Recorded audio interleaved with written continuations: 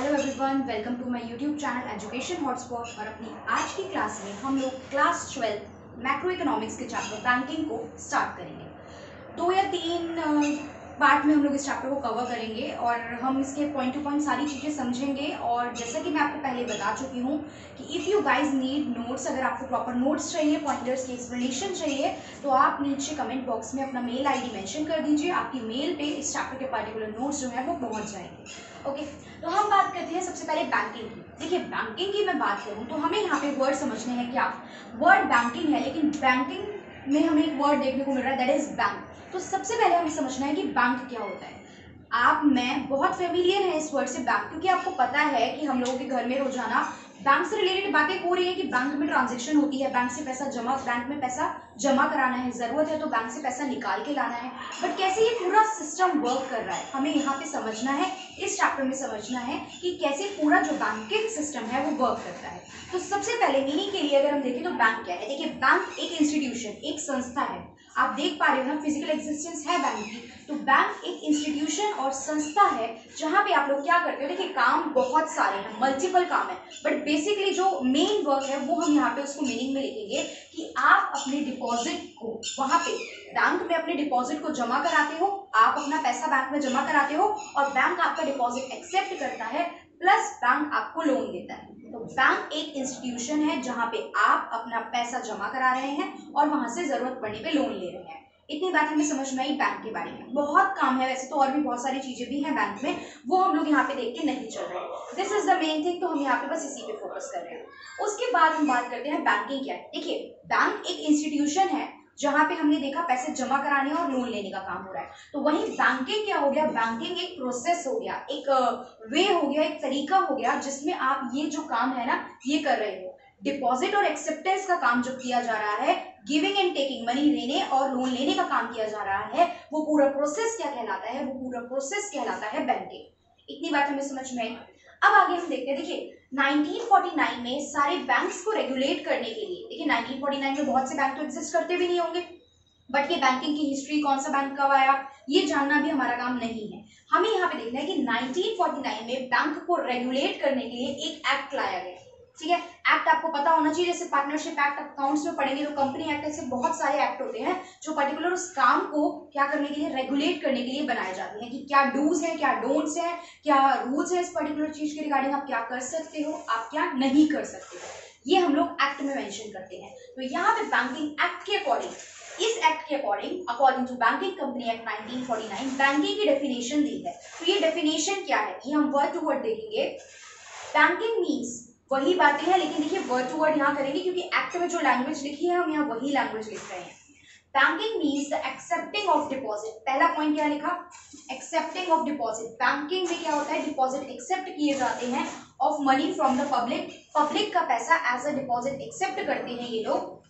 Repayable on demand, जो कि repayable होगा, मतलब बैंक में मैंने पैसे जमा कराए और फॉर एग्जांपल मैं आज पैसे जमा कराने गई, बैंक ने अपने पास पैसे रख लिए और मैं 10 दिन बाद बैंक से पैसे अगर वापस विड्रॉ करने जाऊं कि कुछ इमरजेंसी आ गई है, मुझे पैसा चाहिए, मैं अपना पैसा बैंक से निकाल रही हूँ, तो क्या बैंक मना कर देगा?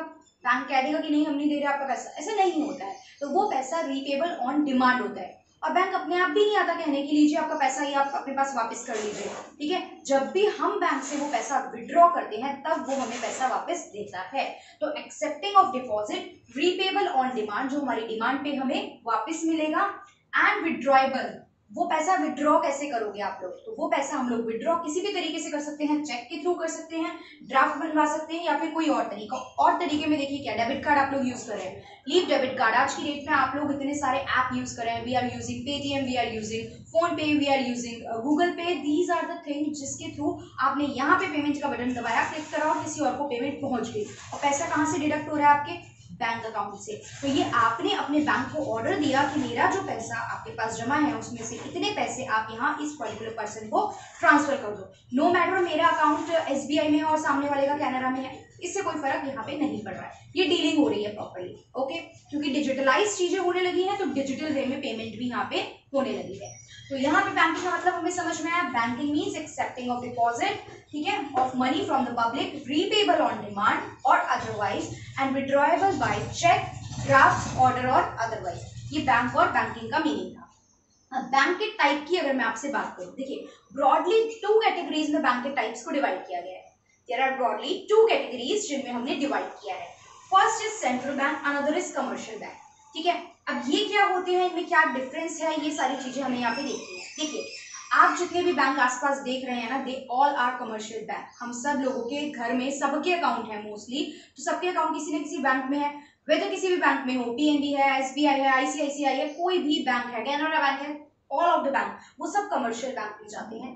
ठीक है, उसके अलावा हम लोग बात करते हैं, देखिए फर्दर क्लासेस में पढ़ोगे, यहाँ पे नहीं है, आप मान के चलो they all are commercial bank, क्योंकि डिवीजन ऐसे भी होता है, कमर्शियल बैंक या फिर कुछ फाइनेंशियल इंस्टीट्यूशंस होते हैं अलग से, तो वो यहाँ नहीं देख रहे हैं। आप मान के चलो all of them are commercial bank and there is a one bank जो इन सब बैंक को गवर्न करता है। ठीक है, जैसे होता है ना कि बहुत सारे आपके क्या है, सब अथॉरिटीज है और उनके ऊपर एक टॉप अथॉरिटी बैठी है, तो वो टॉप अथॉरिटी कहलाती है सेंट्रल बैंक। तो हमारी कंट्री का, इंडिया का सेंट्रल बैंक कौन है? It's RBI, reserve bank of India. Reserve bank of India 10, 12, 15, 20 her country में, हर स्टेट में है क्या? नहीं। आरबीआई पहली बात तो इंडिया का सेंट्रल बैंक है, हर कंट्री के अपने अलग सेंट्रल बैंक होते हैं।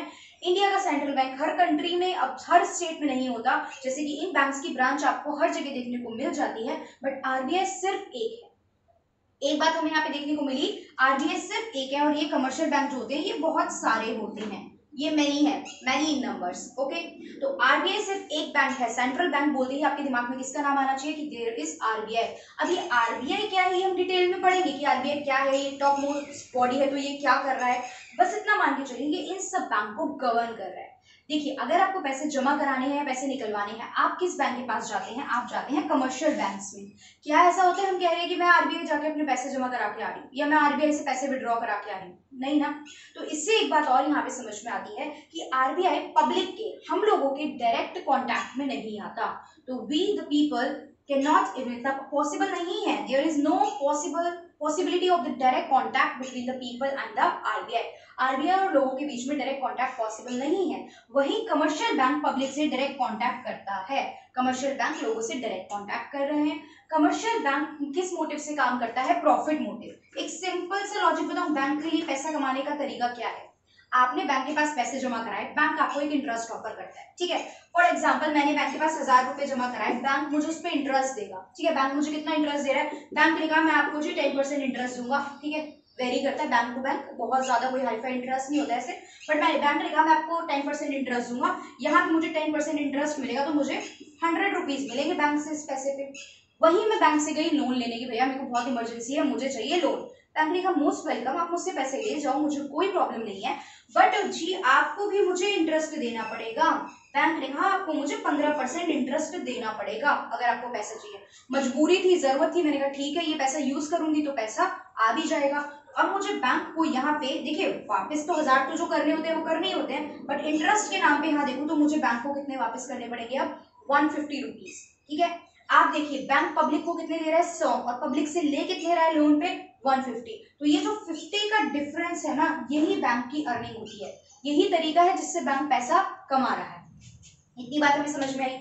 आरबीआई सेंट्रल बैंक है, कमर्शियल बैंक बहुत सारे हैं, नेम एनी और एग्जांपल में डाल दीजिए। ठीक है, आरबीआई पब्लिक से डायरेक्ट कांटेक्ट में नहीं आता है, कमर्शियल बैंक पब्लिक से डायरेक्ट कांटेक्ट में आते हैं।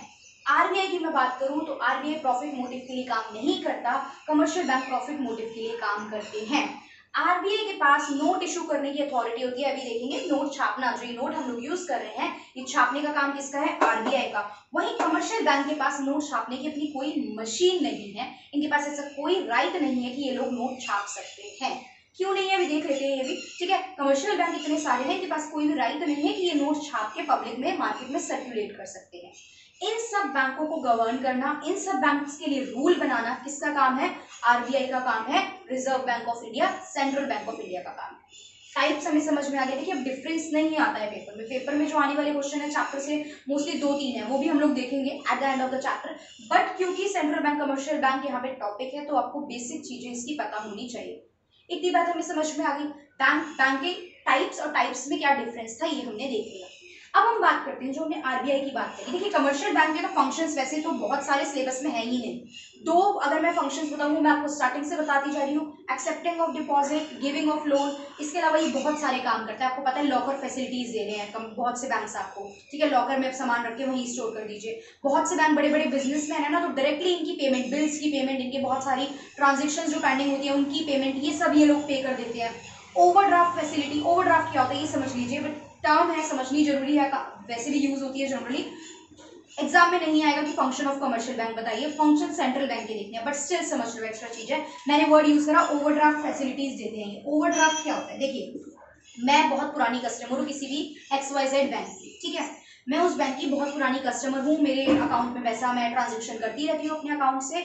फॉर एग्जाम्पल मैं एक बिजनेस वूमेन हूँ, मैं एक बिजनेस करती हूँ। अब फॉर एग्जाम्पल किसी पर्टिकुलर डे मुझे नहीं पता रहता मेरे अकाउंट में कितने पैसे आ रहे हैं, किसी ने चेक डाला, ठीक है, क्लियर हो गया, बैंक में आ गए, मैंने किसी को इशू कर रखा है, चले गए, तो मुझे प्रॉपर रिकॉर्डिंग नहीं रहती है एकदम से कि कितने पैसे मेरे बैंक में हैं, ठीक है।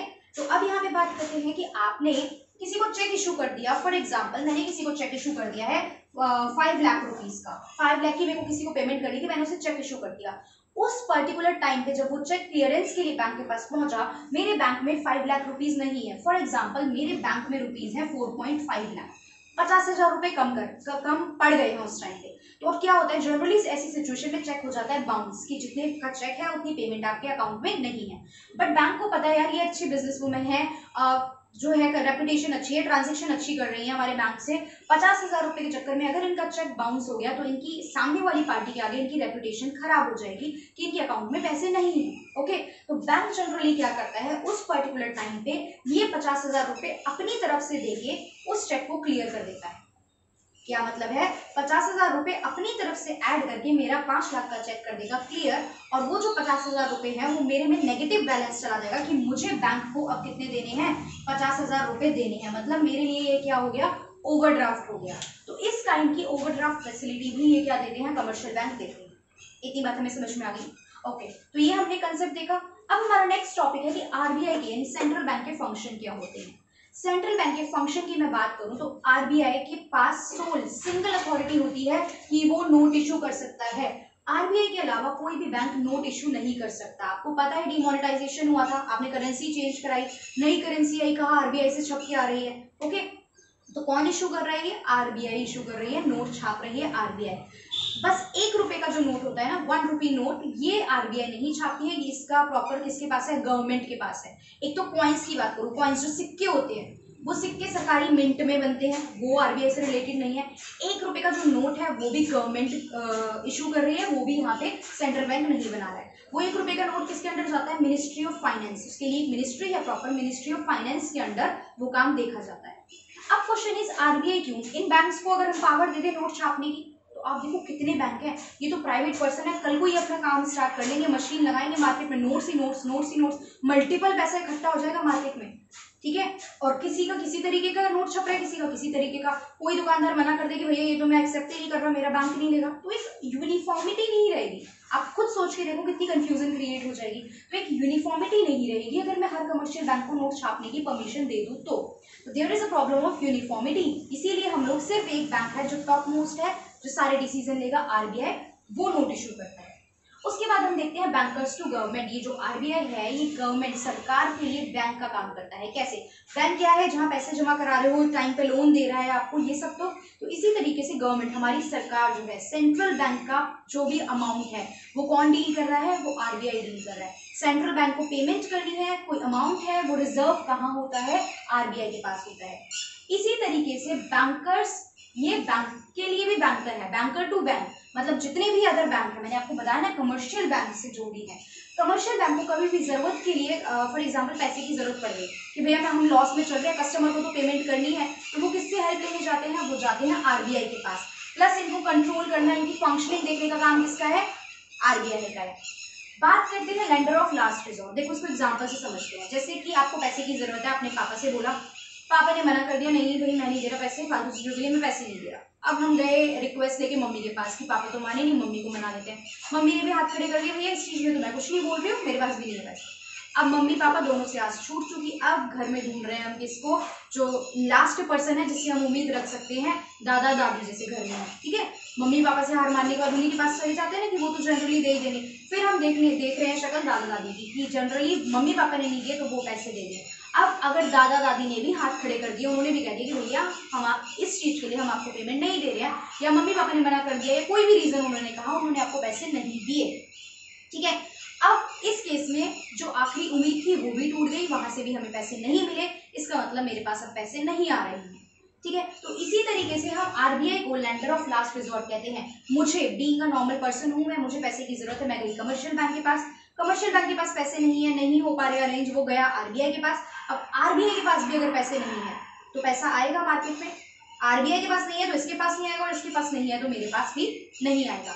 तो आरबीआई एक तरीके से लेंडर ऑफ लास्ट रिजॉर्ट होता है, अंतिम लास्ट पर्सन जिसको हम अप्रोच कर सकते हैं। मैं डायरेक्टली नहीं करूंगी, मैं करूंगी कमर्शियल बैंक को, कमर्शियल बैंक करेगा आरबीआई।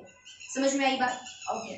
क्रेडिट कंट्रोल की बात करते हैं। क्रेडिट कंट्रोल करता है ये मार्केट में। आगे का पूरा टॉपिक, नेक्स्ट पूरा टॉपिक क्रेडिट कंट्रोल वाला पॉइंट पे ही बेस है कि कैसे आरबीआई मार्केट में क्रेडिट कंट्रोल करता है। क्रेडिट कंट्रोल का मतलब बस समझ रहे हैं, फिर अगले टॉपिक में हम लोग पूरा क्रेडिट कंट्रोल होता कैसे ये देखेंगे। क्रेडिट कंट्रोल का मतलब होता है कि मार्केट में ना तो इन्फ्लेशन की सिचुएशन आ जाए, क्योंकि इन्फ्लेशन भी अच्छी नहीं है, ना डिफ्लेशन आनी चाहिए। इन्फ्लेशन मतलब होता है जब प्राइस बहुत ज्यादा राइज हो जाते हैं इकोनॉमी में, चीजों के प्राइस कॉन्टिन्यूसली बढ़ रहे हैं, डिमांड बहुत ज्यादा बढ़ गई है जिस वजह से चीजों के प्राइस भी बढ़ रहे हैं। वैसे इन्फ्लेशन के बहुत रीजन अलग अलग हैं, आप लोग इंडियन इकोनॉमी में हम लोग इन्फ्लेशन डिटेल में पढ़ेंगे, बट अभी के लिए आप इतना समझ लीजिए इन्फ्लेशन के टाइम पे क्या होता है। इन्फ्लेशन के टाइम पे चीजों की प्राइस बढ़ने लगते हैं और डिफ्लेशन के टाइम पे चीजों के प्राइस कम होने लगते हैं। तो इकोनॉमी में इन्फ्लेशन डिफ्लेशन दोनों ही सिचुएशन बहुत ज्यादा अच्छी नहीं है।